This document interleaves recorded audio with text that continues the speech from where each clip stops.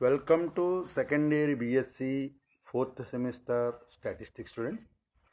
This is KVR Narasimha, lecturer in statistics, Sri Venkateswara College of Arts and Science, Amalapuram, East Godavari district, affiliated to Adikavi Nana University, Rajahmundry. Today I will explain lesson number 1 of unit 5 named non-parametric tests of your fourth semester statistics paper inference theory.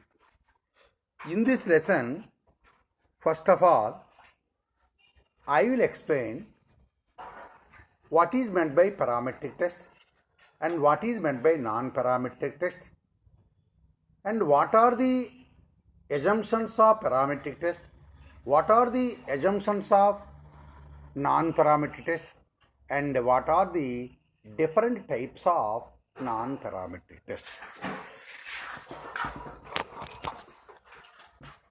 Parametric tests means the tests which depends upon the parent population from which the sample has been drawn, or parameters of the population from which the sample has been drawn, or frequency function of the population from which the sample has been drawn is known or called parametric tests. అంటే parametric tests అంటే ఏంటి? మనం అసలు sample టెస్ట్లు అంటే ఏం చెప్పాం? Samples మీద ఆధారపడి ఒక స్టాటిస్టికల్ కంక్లూజన్కి రావడానికి మనం చేసేటువంటి టెస్ట్లు ఏదైతే ఉందో వాటినే శాంపుల్ టెస్ట్లు అంటారు. శాంపుల్ టెస్ట్లు ఎన్ని రకాలు? 2 రకాలు. ఏంటో శాంపుల్ టెస్ట్లు?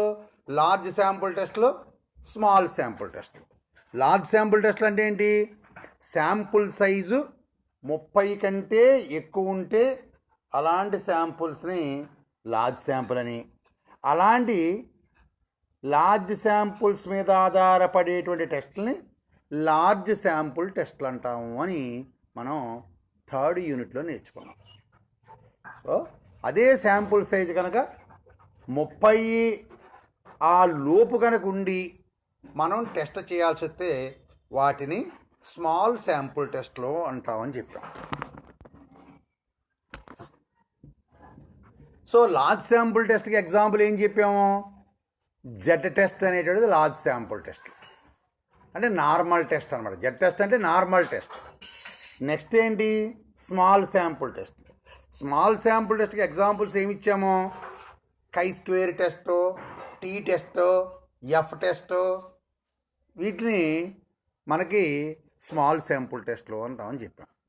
సో పారామీటర్ టెస్ట్లు అని ఏం చెప్తున్నాం? ఒక పాపులేషన్ నుంచి మనం శాంపుల్ తీసుకున్నప్పుడు ఆ పాపులేషన్ యొక్క అన్ని పారామీటర్స్ తెలిసినప్పుడు కానీ, లేదా ఆ పాపులేషన్ యొక్క ప్రాబబిలిటీ డెన్సిటీ ఫంక్షన్ తెలియటం కానీ, లేదా ఆ పాపులేషన్ యొక్క నేచర్ అంతా తెలిసినప్పుడు కానీ మనం టెస్టులు చేస్తే వాటిని ఏమంటామంటే పారామీట్రిక్ టెస్ట్లు అంటాం. ఎగ్జాంపుల్స్ ఏంటి? Z test, T test, F test, వీటిని ఏమంటారంటే పారామీట్రిక్ టెస్ట్లు అంటాం. మరి నాన్ పారామీట్రిక్ టెస్ట్లు అంటే ఏంటి? The test in which the parent population from which the sample has been drawn is not known, or parameters of the population from which the sample has been drawn is not known, or frequency function of the population from which the sample has been drawn is not known, are called non-parametric tests. అంటే శాంపుల్ని ఏ population నుంచి అయితే తీసామో ఆ population యొక్క population nature తెలియనప్పుడు కానీ, ఆ population యొక్క parameters తెలియనప్పుడు కానీ, ఆ పాపులేషన్ యొక్క ఫ్రీక్వెన్సీ ఫంక్షన్ తెలియనప్పుడు కానీ మనం చేసేటువంటి టెస్ట్ని నాన్ పారామెట్రిక్ టెస్ట్లు అంటారు. నాన్ పారామెట్రిక్ టెస్ట్కి ఎగ్జాంపుల్స్ ఏంటి? Run test, sign test, median test, U test, D test, pitch test, ఇలా చాలా రకాల సైన్డ్ ర్యాంక్ టెస్ట్ అని చాలా రకాల టెస్ట్లు ఉన్నాయి. నౌ మరి what are the assumptions of parametric test? Already 3rd unit 4th యూనిట్లో చూసాం. What are the assumptions? Observations are independent, first assumption. Second assumption, parent population from which the sample has been drawn is known. Second assumption. Third, the population must follow normal distribution. These are the 3 assumptions of parameter. Parameters కి ఎన్ని assumptions? 3 assumptions ఉన్నాయి. ఏమంటే 3 assumptions కూడా చాలా strong assumptions, stringent conditions. ఖచ్చితంగా అవి జరిగితేనే ఆ టెస్టులు చేయగలము. ఏమిటా స్ట్రింజెంట్ కండిషన్స్?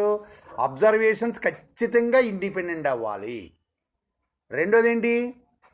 మనం అబ్జర్వేషన్స్ ఏ పాపులేషన్స్ అయితే తెచ్చామో ఆ పాపులేషన్ తెలియాలి. నెక్స్ట్ మూడోది ఏంటి? అబ్జర్వేషన్స్ అన్నీ కూడా నార్మల్ పాపులేషన్కి తీసుకున్నవి అవి ఉండాలి. నార్మల్ పాపులేషన్ అంటే ఏం చెప్తున్నాం? లార్జ్ పాపులేషన్ అని చెప్తాం. అవి assumptions of parameters. Now what are the assumptions of non-parametric test? Non-parametric test, there is no strict assumptions exist for the validity of non-parametric test, but some, that means 4 weak conditions, weak assumptions must exist for the validity of non-parametric test. అంటే parametric టెస్ట్కి ఉన్నంత stringent conditions non parametric టెస్ట్కి లేవు. కానీ ఉన్నాయి 4 assumptions. ఆ 4 కూడా పెద్దగా స్ట్రాంగ్ అజంప్షన్స్ కాదవి. అవి వీక్గా ఉండే అజంప్షన్స్. అవి అంటే వీక్ అంటే నీరసంగా ఉండటం కాదు అక్కడ ఉద్దేశం. అవి చాలా ఈజీగా మనం తీసుకోగలిగేటువంటి కండిషన్స్ అని. సో అంటే ఉదాహరణ తీసుకున్నాం, పేరెంట్ పాపులేషన్ నార్మల్ అవ్వాలి అన్నాం, అంటే లార్జ్ పాపులేషన్ అవ్వాలన్నాం. లార్జ్ పాపులేషన్ అంటే వేల కొలది ఉన్నటువంటి పాపులేషన్ కావాలి. కానీ ఇక్కడ అలా అవసరం లేదు. అది ఒక ఫస్ట్ అజంప్షన్. అలాంటివి అనమాట వీక్ అజంప్షన్. సో అంటే నాన్ పారామెట్రిక్ టెస్ట్లకి పారామెట్రిక్ టెస్ట్లో ఉన్నంత స్ట్రింజెంట్ అజంప్షన్స్ అవసరం లేదు, కానీ 4 అజంప్షన్స్ కావాలి. ఫస్ట్ అజంప్షన్ ఏంటంటే variables under study is continuous. అంటే ఏ వేరియబుల్స్ అయితే మనం పాపులేషన్ తీసుకున్నామో అవి కంటిన్యూస్గా ఉండాలి. అది first assumption. Second assumption, frequency function తెలియక్కర్లేదేమో కానీ అది కంటిన్యూస్ అవ్వాలి. సెకండ్ అజంప్షన్ ఏంటి? Frequency function is continuous. Third assumption ఏంటి? Sample observations are independent. అక్కడ ఉంది, ఎక్కడ? పేరెంట్ పాపులేషన్లో కూడా. ఫోర్త్ అజంప్షన్ ఏంటంటే lower order moments must exist. That means the moments up to variance, అంటే మీను వేరియన్స్లు ఖచ్చితంగా ఉండి తీరాలి. ఈ 4 అజంప్షన్స్ని అజంప్షన్స్ ఆఫ్ ఎన్పి టెస్ట్ అంటారు. What are the assumptions of NP test? Variables under study is continuous, frequency function is continuous, sample observations are independent, lower order moments must exist. These are the 4 weak assumptions for the validity of non-parametric tests. Non-parametric tests are entirely based on ordered statistical theory. Hence these are otherwise called distribution free methods. ఇవి వాటి order statistics అంటే ఏంటి? ఒక sample అబ్జర్వేషన్స్ని వాటి magnitude ఆధారంగా వాటిని arrangement చేస్తే వచ్చేటువంటి దాన్ని ఆర్డర్డ్ శాంపుల్ అంటారు.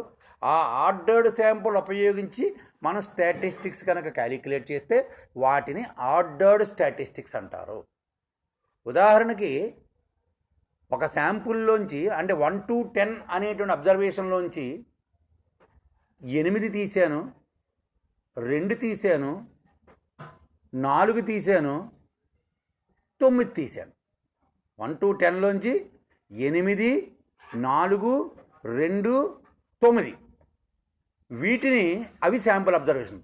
వాటిని అసెండింగ్ ఆర్డర్లో, అందులో 2 అనేటువంటిది ఫస్ట్ అన్నిటికంటే చిన్నది, అది ముందు రాయాలి. దాన్ని ఫస్ట్ ఆర్డర్డ్ శాంపుల్ అంటారు.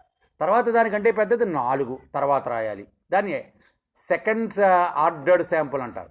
First ordered sample X bracket 1 అని రాస్తారు, second ordered sample X bracket 2 అని రాస్తాము, third ordered sample X bracket 3 అంటే 8 అది, ఫోర్త్ ఆర్డర్డ్ శాంపుల్ 9 దాన్ని ఎక్స్ బ్రాకెట్ 4 అంటారు.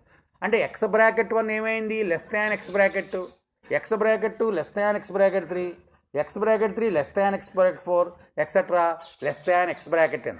Then x bracket 1 x bracket 2 etcetera x bracket 10 is called ordered sample. Using this ordered sample we can calculate statistics, what are called ordered statistics. అంటే వాటిని ఉపయోగించుకుని mean కట్టొచ్చు, లేదా variance కట్టొచ్చు, లేదా ఒక సింగిల్ అబ్జర్వేషన్ తీసుకోవచ్చు. దాంట్లో లీస్ట్ శాంపుల్ అబ్జర్వేషన్ ఏంటి, X bracket 1, greatest sample observation ఏంటి, ఎక్స్ బ్రాకెట్ 2, అవి కూడా స్టాటిస్టిక్స్ అవ్వచ్చు. అది ఆర్డర్డ్. అంటే ఈ నాన్ పారామీటర్ టెస్ట్లు అన్నీ కూడా ఈ ఆర్డర్డ్ స్టాటిస్టికల్ థియరీ మీద ఆధారపడతాయి. అది నెక్స్ట్ ఏంటి, what are the various non parameter టెస్ట్లు ఏంటి. నాన్ పారామీటర్ టెస్ట్లో మనకు ఉన్నటువంటి నాన్ పారామీటర్ టెస్ట్లు ఏంటి తెలిసినటువంటి అంటే run test, median test, sign test, signed rank test, U test, ఇంకా చాలా ఉన్నాయి. డి టెస్ట్ అని, హెచ్ టెస్ట్ అని, ఇంకా చాలా చాలా టెస్ట్లు ఉన్నాయి. కానీ మనకి ఉన్నటువంటి సిలబస్లో ఏంటంటే run test, median test, sign test, signed rank test, U test అనేటువంటి టెస్ట్లు ఉన్నాయి. These are the various non parametric tests. ఎగ్జామ్లో అడుగుతాడు ఏమని, distinguish between parametric and non parametric టెస్ట్లు అంటే ఏంటని అడుగుతాడు. చెప్పాను, పారామెట్రిక్ టెస్ట్ అంటే ఏంటి, ఏ టెస్టుల్లో అయితే పేరెంట్ పాపులేషన్ కానీ ఆ పేరెంట్ పాపులేషన్ యొక్క పారామీటర్స్ కానీ ఆ పేరెంట్ పాపులేషన్ యొక్క ఫ్రీక్వెన్సీ ఫంక్షన్ కానీ తెలిసి కనుక మనం టెస్టులు చేస్తే వాటిని పారామెట్రిక్ టెస్టులు అంటారు. వీటికి ఎగ్జాంపుల్స్ ఏంటి, Z test, T test, F test. మరి నాన్ పారామీటర్ టెస్ట్ అంటే ఏంటి, మనం శాంపుల్ టెస్టులు చేసేటప్పుడు పేరెంట్ పాపులేషన్ తెలియకపోవడం కానీ పేరెంట్ పాపులేషన్ యొక్క పారామీటర్ తెలియకపోవడం వల్ల కానీ లేదా frequency function of the population తెలియనప్పుడు కానీ మనం చేసేటువంటి టెస్టులని నాన్ పారామెట్రిక్ టెస్ట్లు అంటారు. ఎగ్జాంపుల్స్ ఏంటి, run test, D test, H test, U test, sign test, signed rank test, ఇలా అనేకమైనటువంటి టెస్టులు. మరి what are the assumptions of NP test? 4 assumptions are there for NP test. What are the 4? Variables under study is continuous, frequency function is continuous, sample observations are independent, lower order moments exist. These are the 4 assumptions of NP test. Now we go to discuss tests one by one. First test, run test. First of all, what is meant by run?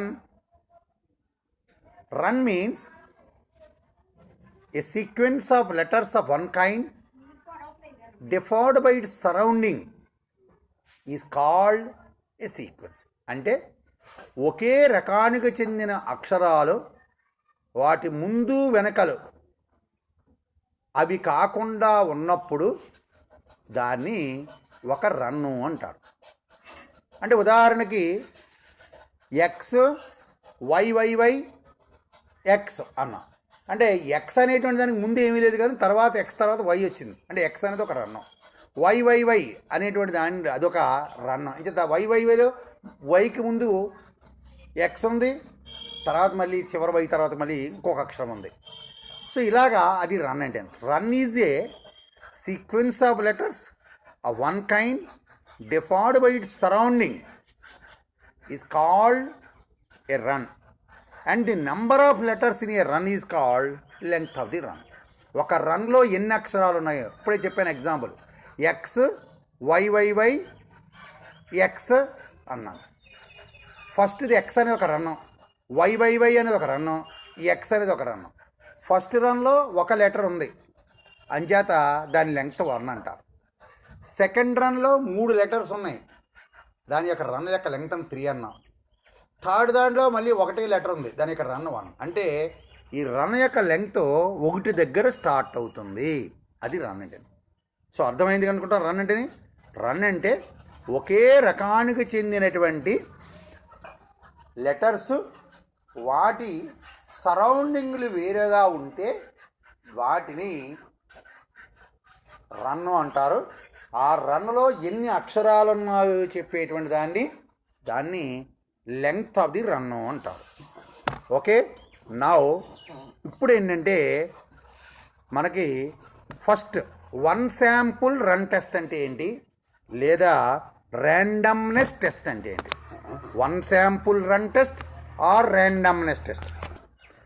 1 sample run test or randomness test అంటే ఏంటి. This randomness test is entirely based on run theory. This test is otherwise called test for symmetry. Test for symmetry. It is a test based on only 1 sample observation. This test is used to test whether the observations are independent or not. Let x1, x2, etc., xi, etc., xn be a random sample of size n taken from a population with the probability function fx. Now we want to test whether these xi's are independent or not. H0. The observations are random. H1. The observations are not random. Let the level of significance be alpha %. Now, arrange these sample observations in ascending order or descending order of magnitude. Then, compute the median or identify the median, because median can be identified. That's why it's called positional average. So, compute or identify the median of the sample observation. Let it be m. Then mark the given sample observations x1, x2, etc., xi, etc., xn by either a when the observation is more than m, and by b when the observation is less than or equal to m. Then we get a sequence of a's and b's. Then find the number of runs. Let the number of runs be u. Then for n less than 25 and u greater than u0 at alpha % LOS. That means u0 is table value from the run tables. Then we do not reject h0. If u less than or equal to u0, then we do not accept h0. For n greater than 25, that is large samples, this run test is approximated to normal test. That is, test statistics z is equal to u minus expectation u by standard error of u follows n01, where u is the number of runs, expectation u is equal to n plus 2 by 2, and variance u is equal to n into n minus 2 by 4 into n minus. If mod z calculated less than or equal to mod z tabulated, we do not reject h0. If mod z calculated greater than mod z tabulated, we do not accept h0. This is the test procedure for randomness test. ఏంటి randomness test అంటే ఏంటి? randomness test అనేటువంటిది 1 sample మీద ఆధారపడేటువంటి test. ఇది పూర్తిగా run theory మీద ఆధారపడుతుంది. ఇది ఎందుకు ఉపయోగిస్తారు? అబ్జర్వేషన్స్ ర్యాండమ్గా ఉన్నాయా లేదా అంటే, ఉదాహరణకి కొన్ని ఈవెంట్స్ జరుగుతూ ఉంటాయి. Example, certain bomb blast have been done at certain places with in the stipulated period in and around a country. అప్పుడు the police have suspected whether all these blasts have been done random or not. In those cases, this randomness test is used. అంటే ఒక దేశంలో వేరు వేరు ప్రాంతాల్లో bomb blast జరిగింది. అప్పుడు పోలీసుల పని ఏంటి?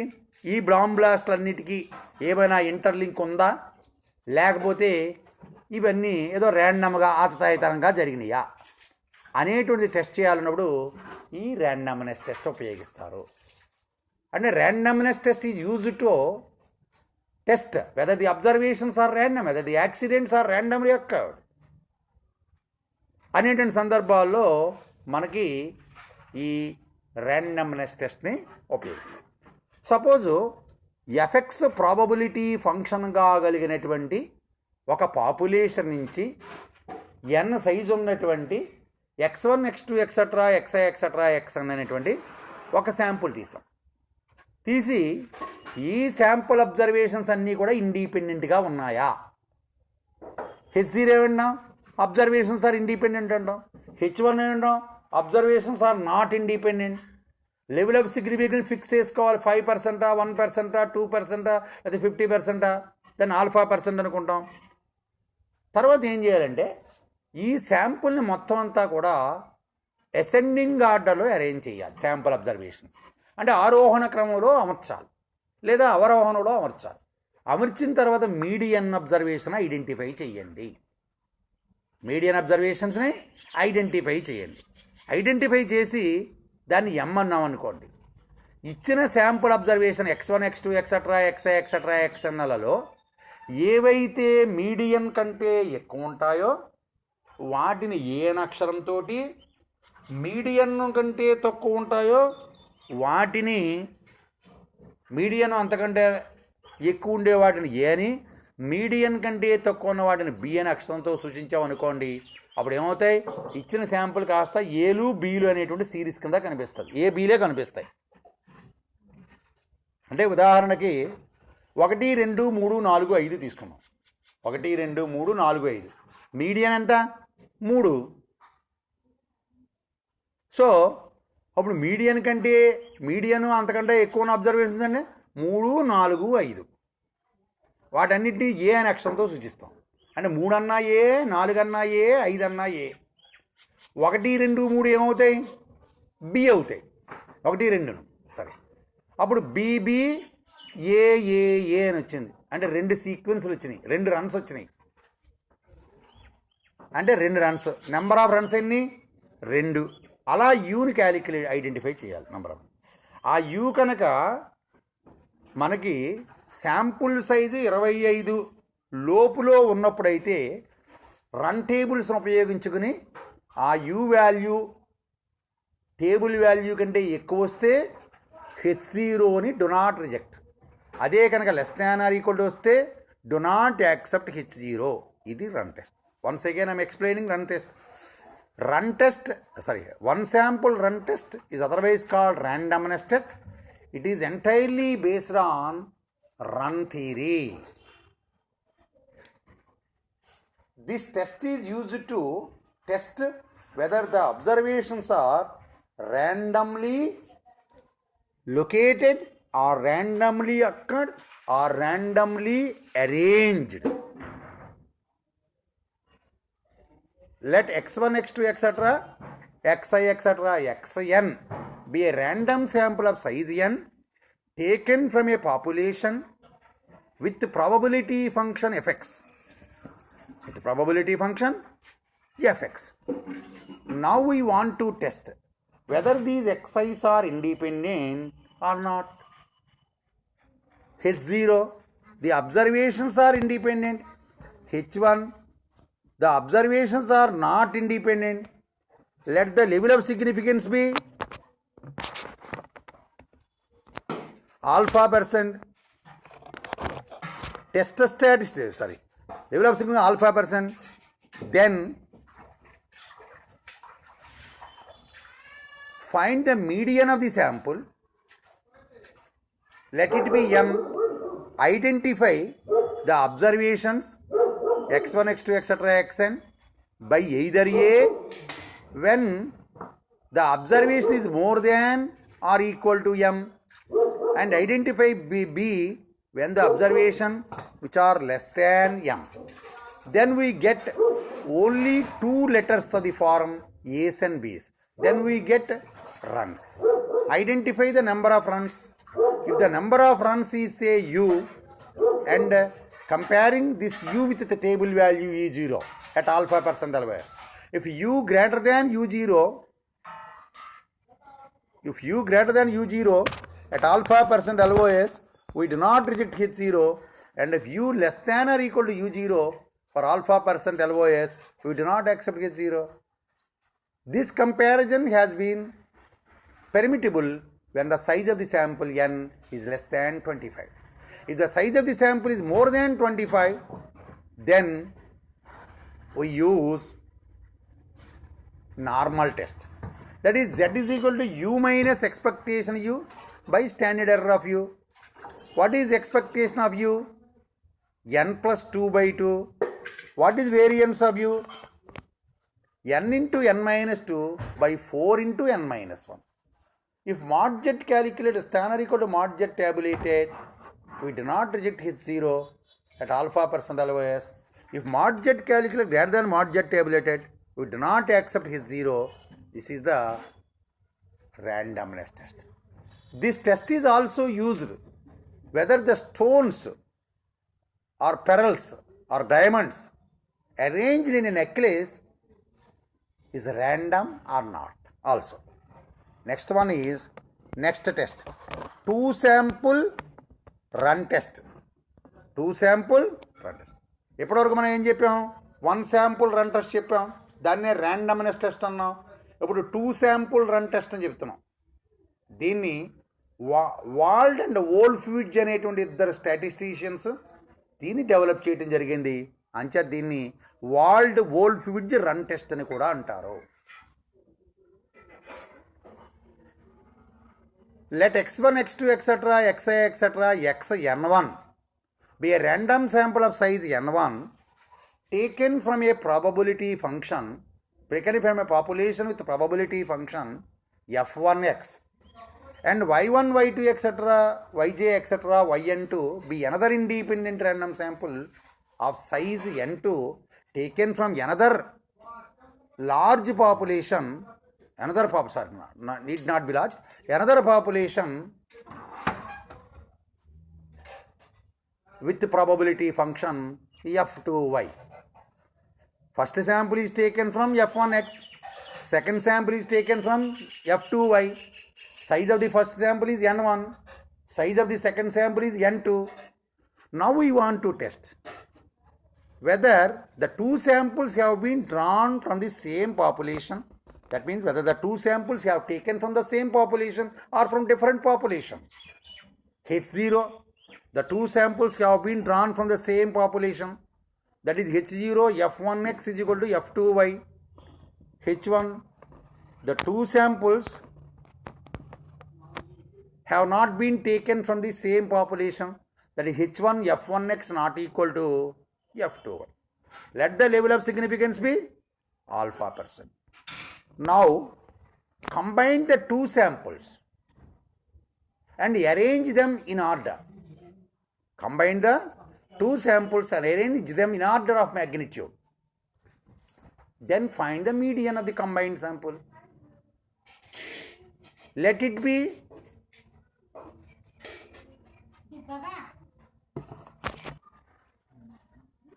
once again combine the two samples into a single continuous series based upon their ascending order of magnitude. Then we can get sequences of, that means runs of x's and y's. Find the number of runs, that means count the number of runs.